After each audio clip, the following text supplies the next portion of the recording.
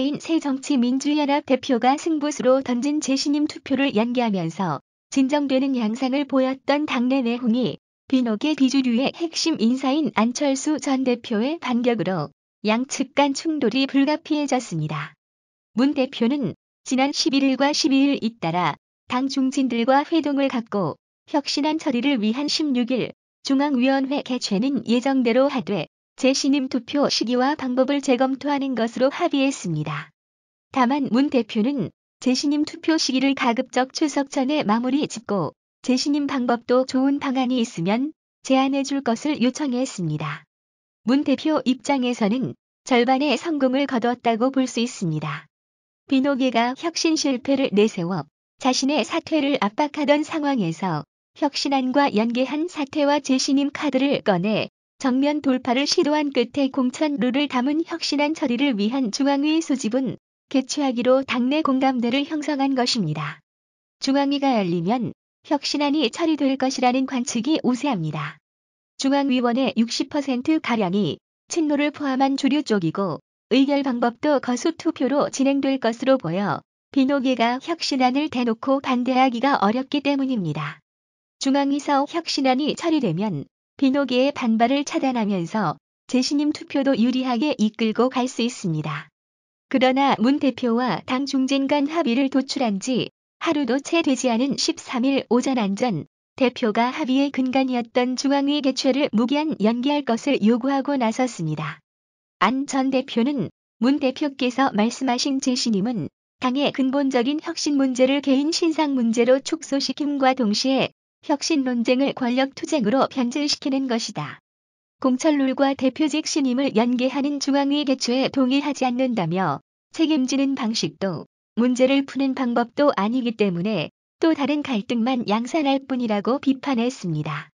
대신 16일 열리는 중앙위 개최를 무기 연기하고 재신임 여론조사를 취소하는 한편 혁신 논쟁의 거당적 공론화를 위해 지역별 전당원 혁신 토론회를 개최하자고 제안했습니다.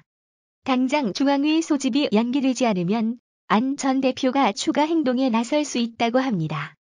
지난 2일부터 낡은 진보 청산과 부패 척결, 새로운 인재 영입 등 혁신의 상대 방향을 제시하며 끊임없이 자기 목소리를 내온 터라 16일 열리는 중앙위를 가만히 앉아서 보고만 있지는 않을 것으로 보입니다. 비노계 일부에서 요구해온 조기 전당대회 개최로 방향을 틀 수도 있습니다. 수도권 한 의원은 문 대표가 재신임 방법으로 제시한 당원 투표 50%와 국민 여론조사 50%는 정당성이 없다. 지난 2월 전당대회 방식으로 재신임을 묻는 게 타당하다며 그 방식으로 하려면 대의원 대회를 소집해야 한다.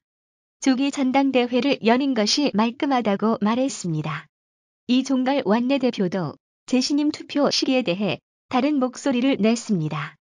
이 원내대표는 13일 국회에서 가진 기자간담회에서 문 대표가 더 지혜를 발휘해 주시길 바란다. 우리 당이 국민을 위한 국감에 총력을 기울이도록 지혜를 발휘해 주기 바란다고 말했습니다. 이는 사실상 재신임 투표를 내달 중순 끝나는 국감 이후로 연기하거나 취소할 것을 촉구한 것으로 해석됩니다. 비노계 핵심 인사들이 중앙위 소집 연기와 재신임 투표 취소나 국감 이후 연기를 주장하고 있지만 문 대표가 이를 수용하는 것은 쉽지 않아 보입니다. 문 대표가 당의 혼란과 분열을 끝내기 위한 승부수로 재신임 카드를 던진 이상 이를 거둬들이는 순간 문 대표 리더십은 더 이상 통할 수 없게 됩니다. 결국 양측이 16일 열릴 중앙위서 정면 충돌할 것으로 예상된다고 합니다. 문 대표 측은 지금처럼 지도부 흔들기가 계속된다면 재신임 절차를 통해 거취 문제를 짚고 넘어갈 수밖에 없다고 말했습니다. 비노계 측 의원은 문 대표가 등판했을 때 당에 대한 호남 지지율이 60%였는데 지금은 30%로 절반으로 줄어들었다.